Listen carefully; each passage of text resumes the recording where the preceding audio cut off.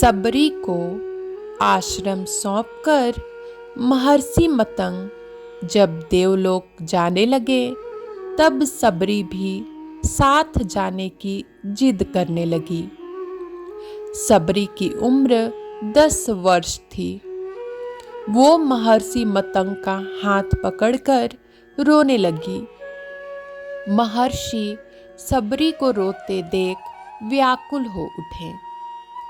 सबरी को समझाया, पुत्री, इस आश्रम में भगवान आएंगे, यहाँ प्रतीक्षा करो। अबोध सबरी इतना अवश्य जानती थी कि गुरु का वाक्य सत्य होकर रहेगा। उसने फिर पूछा, कब आएंगे? महर्षि मतंग त्रिकालदर्शी थे। वे भूत भविष्य सब जानते थे। वे ब्रह्म ऋषि थे। महर्षि सबरी के आगे घुटनों के बल बैठ गए। सबरी को नमन किया। आसपास उपस्थित सभी ऋषिगण असमंजस में डूब गए। ये उलट कैसे हुआ? गुरु यहाँ शिष्य को नमन करे, ये कैसे हुआ? महर्षि के तेज के आगे कोई बोल न सका। महर्षि मतंग बोले, पुत्री, अभी उनका जन्म नहीं हुआ है। अभी दशरथ जी का लग्न भी नहीं हुआ। उनका कौशल्या से विवाह होगा। फिर भगवान की लंबी प्रतीक्षा होगी।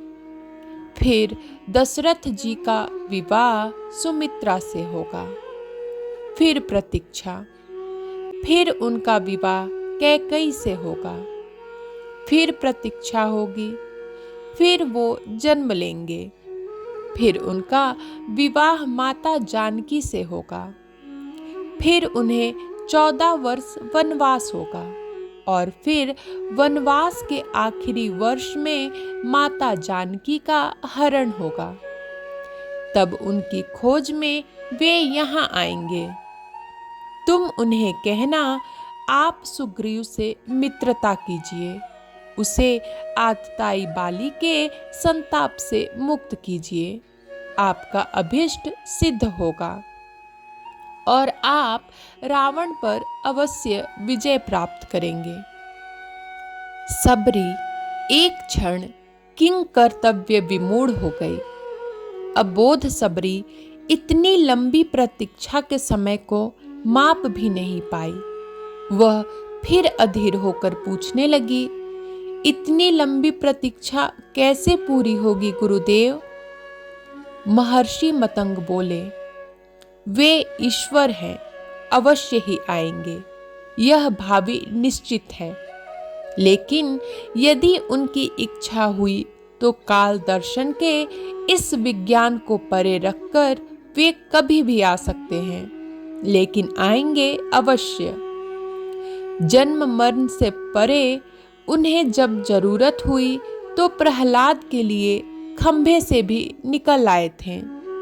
इसलिए प्रतीक्षा करना, वे कभी भी आ सकते हैं। तीनों काल तुम्हारे गुरु के रूप में मुझे याद रखेंगे। शायद यही मेरे तप का फल है।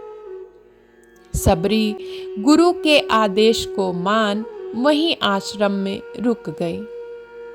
उसे हर दिन प्रभु श्री राम की प्रतीक्षा रहती।